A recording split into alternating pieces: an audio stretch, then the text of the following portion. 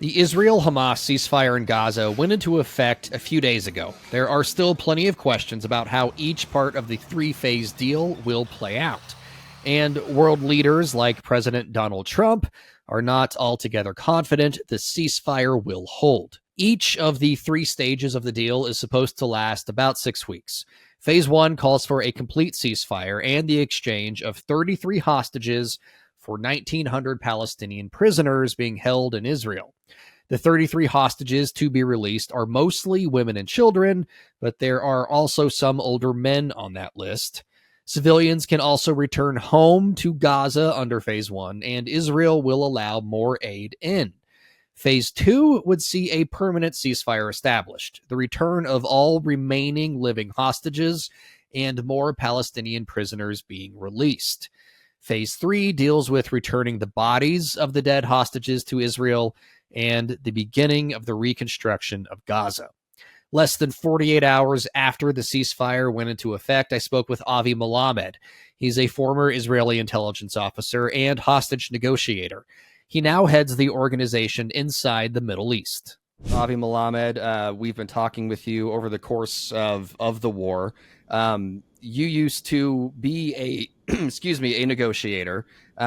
When you heard of the deal being reached, when you heard of the conditions, what were some of your immediate thoughts? Well, first and foremost, of course, I was happy for the families of those that her beloved one have been freed and released. I'm happy for the people of Gaza who have been living in a terrible condition for the last 15 months. At the same time, obviously, there is a deep concern about the rest of the hostages that are still in Gaza Strip and their families, of course, who are longing for them to come back.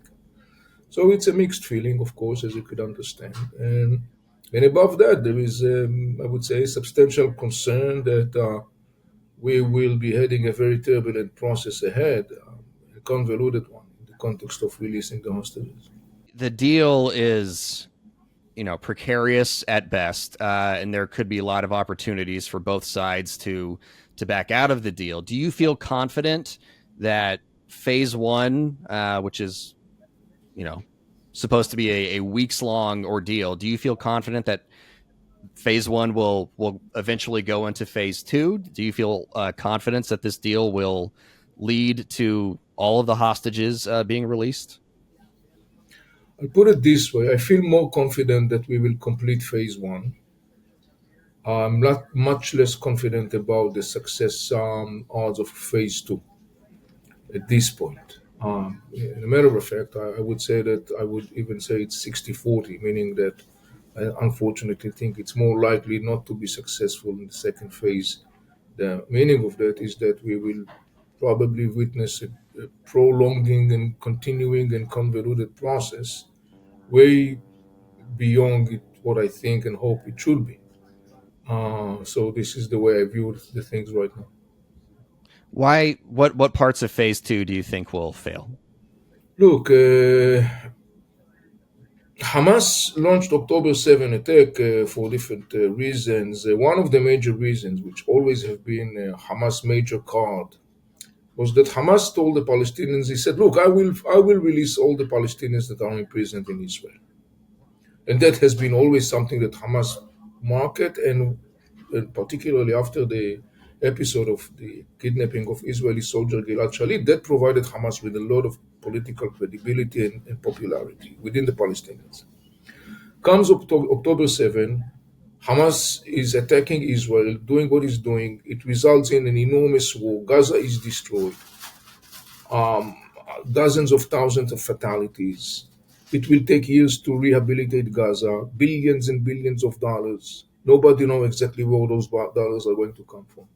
And so Hamas potentially only card in the end of the day to present to his brothers, the Palestinians, as an achievement is the release of the Palestinian prisoners. Now, here is the difficult thing, because Hamas could come and say, I want to release all the Palestinian prisoners, let's say 4,000, 5,000, whatever the number is. And Israel may insist that it's not willing to release all of the prisoners, but some of the prisoners must remain. And in addition, Israel say, Some prisoners will not go back to Palestinian territories, they will be expelled elsewhere. In other words, any kind of Israeli refusal, any kind of Israeli counter demand is kind of like grading Hamas potential, one and only Hamas potential achievement, to put it this way. Mm. And so we are looking here at a situation where there is a friction, a collision between these two things.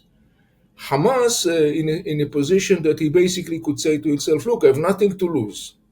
I have nothing to lose. I must insist to get this card and exhaust this card to the maximum, which may be not the case. Maybe Israel will refuse to do that. Maybe there will be counter pressure on Hamas to be flexible on that. And so the bottom line of this whole convoluted situation is that it unfortunately fuels further, I would say, odds that the whole process will be stumbling and falling apart time and again.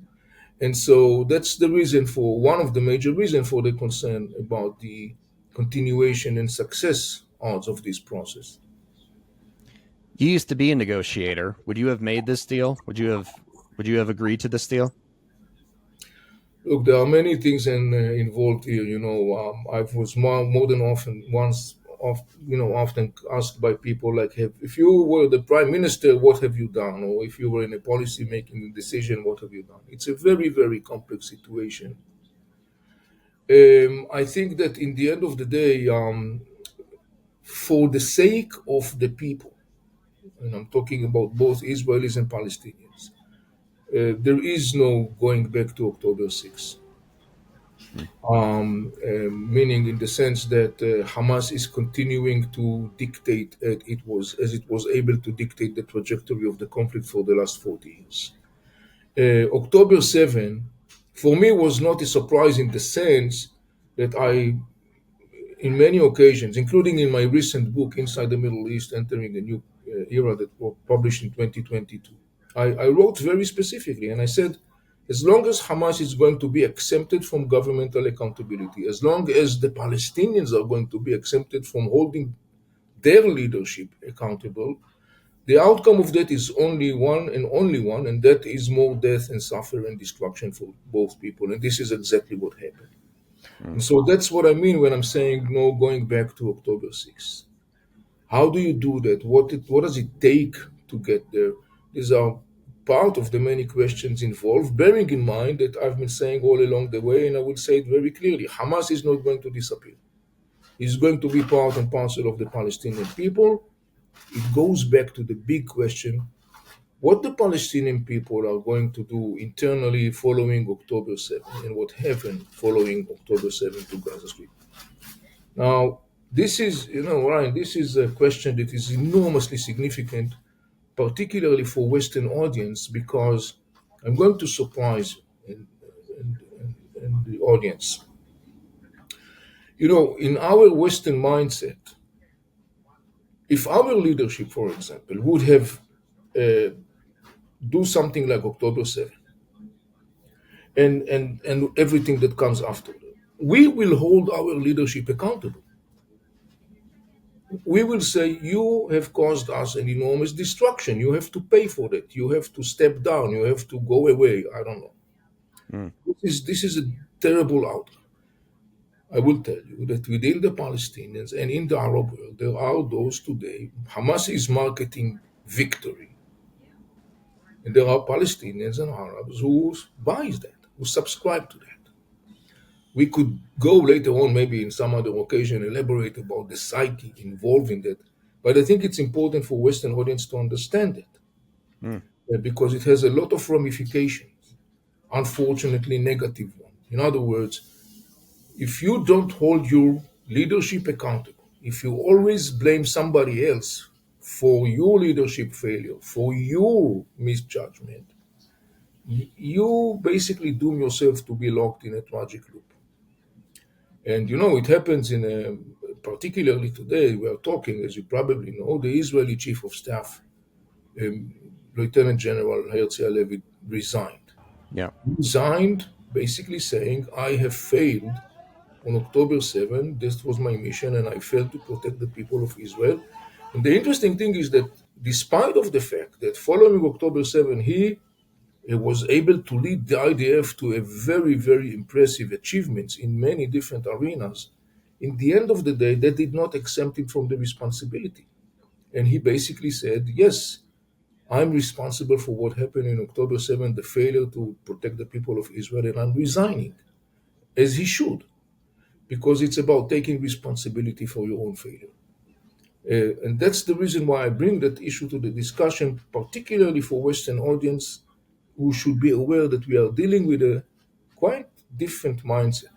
Avi, we're going to have to leave it there for now. I'm sure there's going to be more opportunities for us to pick your brain down the road. But really appreciate your time today, and thank you, sir. Yep. Thank you, Ryan. Take care. Bye-bye. For more from Avi Melamed and about the war in Gaza, be sure to download the Straight Arrow News app today or check us out at san.com.